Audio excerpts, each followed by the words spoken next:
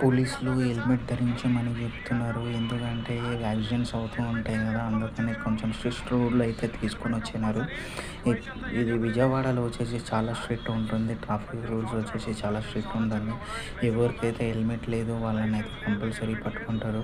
ఏకంగా కేస్ అయితే గుంజేసుకుంటారు.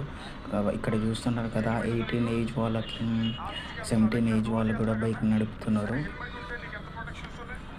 వాళ్ళకైతే లైసెన్స్ కూడా రాదు. 17 ఇయర్స్ వాళ్ళకి. 18 అయితే లైసెన్స్ ఉంటుంది. ఈ పోరోనికైతే 17 ఇయర్స్. చూస్తే అలా కనిపిస్తలేడు కానీ వాడు నంబర్ ప్లేట్ లేనిది నడుపుతుండు. ఇంకా హెల్మెట్ లేనిది నడుపుతుండు. లైసెన్స్ లేనిది నడుపుతుండు. ఇలా చూస్తూ ఉండండి. పేరెంట్స్ ఎట్లా పట్టించుకోకుండా ఎట్లా ఉంటున్నారు.